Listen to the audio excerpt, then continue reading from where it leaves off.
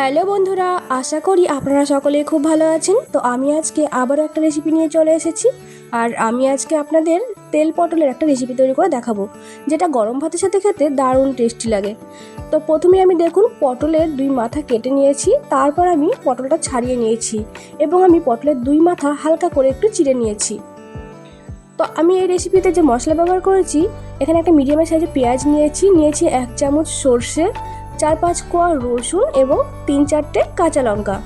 তারপর আমি মশলাটা বেটে নিয়েছি। আর এখানে দেখুন পটলটা আমি পুরোপুরি ছাড়াইনি, হালকা একটু খোসা রেখে দিয়েছি। তো এখন আমি গ্যাসে কড়াই বসিয়ে দিয়ে দেব প্রয়োজন মতো তেল।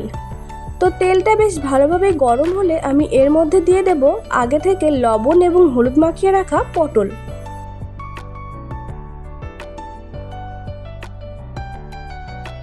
তো পটলগুলো আমি খুব ভালোভাবে নাড়াচাড়া করে ভেজে নেব।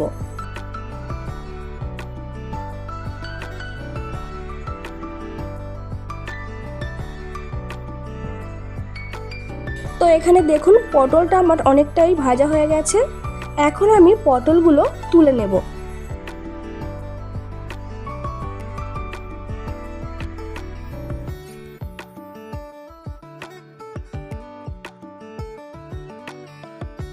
পটলটা তুলে নেবার পর আমি ওই তেলের মধ্যে আরও কিছুটা পরিমাণ তেল দিয়ে দেব। তারপর আমি ওর মধ্যে দিয়ে দেব অল্প পরিমাণ কালো জিরে, আর দেব 2 টুকরো দারচিনি।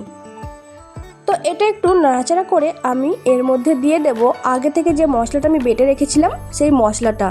এখানে আমি পেঁয়াজ, কাঁচা লঙ্কা, রসুন এবং সর্ষে ব্যবহার করেছি। তো এখানে আমি মশলাটা ভাজবো না, কাঁচা অবস্থায় মশলাটা আমি তেলের মধ্যে দিয়ে দেব। তারপর আমি এর মধ্যে দিয়ে দেব প্রয়োজন মতো জল। তবে এখানে খুব বেশি পরিমাণ জল দেওয়ার দরকার নেই, আমি এখানে কাঁচের ছোট বাটি 2 বাটি জল ব্যবহার করেছি। তারপর আমি এর মধ্যে দিয়ে দেব প্রয়োজন মতো লবণ এবং হলুদ, আর দেব খুব সামান্য পরিমাণ চিনি। তো সমস্ত কিছু দেওয়ার পর আমি এটা খুব ভালোভাবে নাড়াচাড়া করে নেব। তারপর আমি এটা ফুটতে দেব।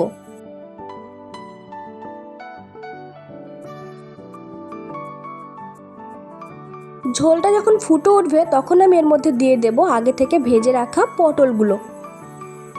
তো পটলগুলো দেবার পর বেশ ভালোভাবে নাড়াচাড়া করে আমি এটা ঢাকা দিয়ে রাখবো 3 মিনিট মতো।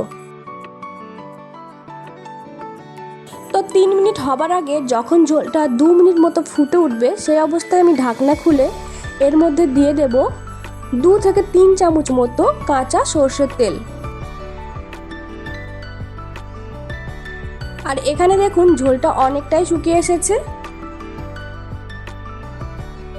তো দেখুন এখানে আমি 2 থেকে 3 চামচ মতো কাঁচা সর্ষের তেল ব্যবহার করছি, আর অবশ্যই সেটা ছোট চামচে ব্যবহার করবেন। তো তেলটা দেওয়ার পর আমি এটা আবার একটু নাড়াচাড়া করে মিনিট 2-এর মতো আবার ঢাকা দিয়ে রেখে দেব। আর সেই সময় অবশ্যই গ্যাসটা মিডিয়ামে রাখবেন। তো 2 মিনিট পরে আমি দেখুন ঢাকনাটা খুলে দিয়েছি। আর এখানে দেখুন তেল পটলটা প্রায় হয়েই গেছে। আর কিছুক্ষণ একটু নাড়াচাড়া করলেই রেসিপিটা রেডি হয়ে যাবে। তো এই রেসিপিটা আমি অনেক দিন আগে আমার এক বান্ধবীর কাছে শিখেছিলাম। তো এটা খেতে ভীষণ ভালো লাগে। তো খুব কম বয়স থেকেই আমার রান্নার প্রতি একটু ঝোঁক ছিল, আর আমি রান্না করতে ভীষণ ভালোবাসতাম। তো টিভি দেখে দেখে আমি অনেক কিছুই রান্না করতাম। তো এখন তো সময়ের জন্য আর হয়েই ওঠে না, তবে যখন সময় পাই তখন চেষ্টা করি একটু আলাদা রকম কিছু রান্না করবার। তো যাই হোক, এখানে দেখুন তেল পটলের রেসিপিটা হয়ে গেছে। এখন আমি গ্যাসটা বন্ধ করে রেসিপিটা নামিয়ে নেব। আর এই রেসিপিটা গরম গরম ভাতের সাথে খেতে ভীষণ ভালো লাগে। তো আপনারা অবশ্যই বাড়িতে এই রেসিপিটা ট্রাই করবেন। আশা করি আপনাদের ভীষণ ভালো লাগবে। আর আমার এই পেজটা যদি আপনাদের ভালো লেগে থাকে, প্লিজ লাইক, শেয়ার, কমেন্টস করে আমার পাশে থাকবেন। আর হ্যাঁ, আমার এই চ্যানেলটা সাবস্ক্রাইব করতে ভুলবেন না।